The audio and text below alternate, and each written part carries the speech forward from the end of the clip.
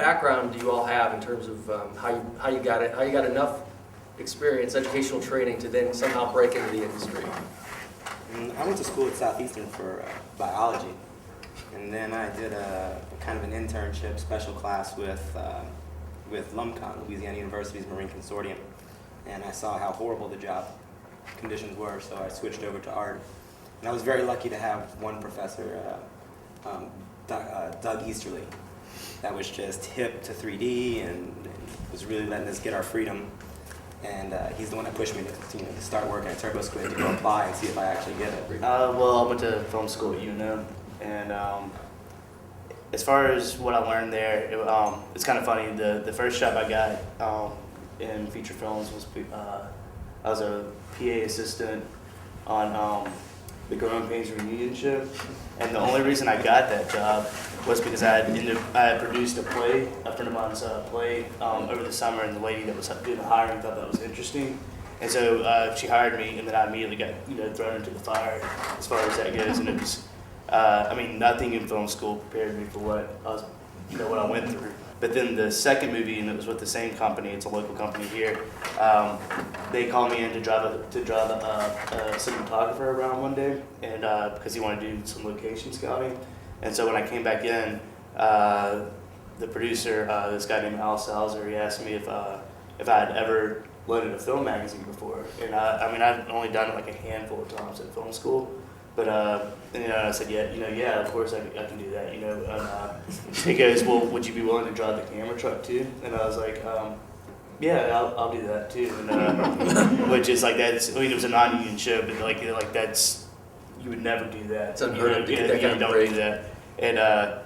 And so I know that's how that was my first camera job, was because of, so like the only thing I learned in 4 years, I mean, I learned stuff about as far as lighting and theory and stuff like that, and stuff that you can still use today, but like the most practical knowledge I got out of all 4 years was how to thread a camera magazine. So I went to Florida State University, which has a very fine film school, one of the best in the country, definitely. But I actually did not go to that school. I went to their School of Visual Arts, went through their BFA Studio Art program, took quite a few classes that overlapped in with film, such as digital video and editing and that kind of thing. Had a focus in photography primarily. I chose to move to Los Angeles after college.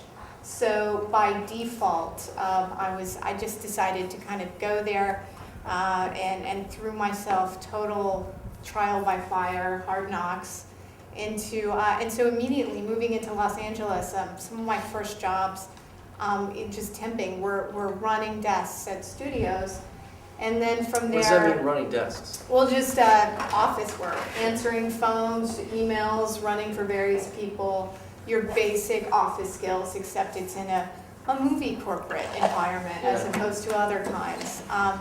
So started out with that, had a very good friend of mine at the time who was working for Panavision, which is the camera equipment supplier, and was constantly surrounded by people that worked in all aspects of the film industry. And through that,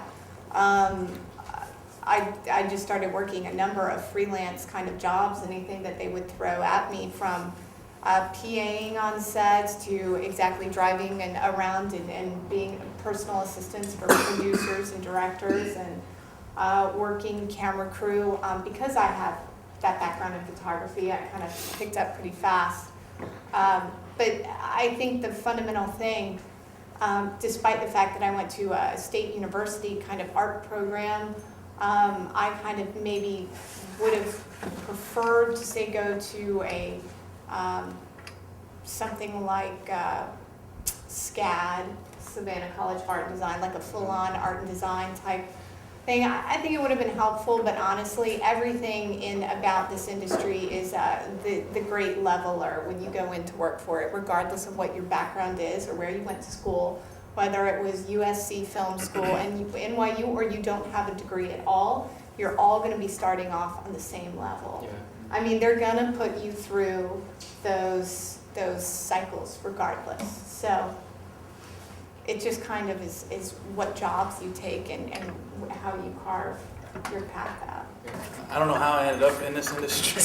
I went to the United States Naval Academy. I have a Bachelor of Science in Law Enforcement with a minor in Forensic Science. I ended up coming out here. I think in college I took one semester of an act. It was called Total Performer. I had to dance, act, and sing, and if you can imagine a 6 foot, 270-pound guy dancing and singing, and I didn't quite feel right. I kind of felt out of place and never really pursued it at that point in time.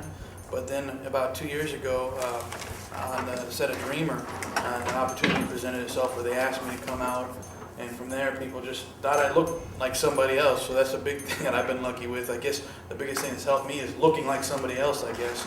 The bald head and the goatee. You normally have a goatee. I work for the sheriff's office. I had to shave it off. But, normally people look at me and they think I'm somebody else, or I look like somebody else, or something. But I wish I would have taken training, because all this training opportunity that's out there, that's one of the reasons why I'm big on trying to help train kids now with LA Kids Talent, which is an organization that you're gonna hear a lot more about in the future. But the training, if somebody would have come to me and said that there's training out there, if they would have told me what opportunities were available, what kind of jobs there are, like what you're doing, I would have probably been so far ahead in the game, and that's why I'm trying to do it with my daughter as well. But I had no formal training. I know how to talk to people. I know how people like to be treated, and it's big networking. It really is who you know. And if it's not who you know, it's what you can do to solve their problems.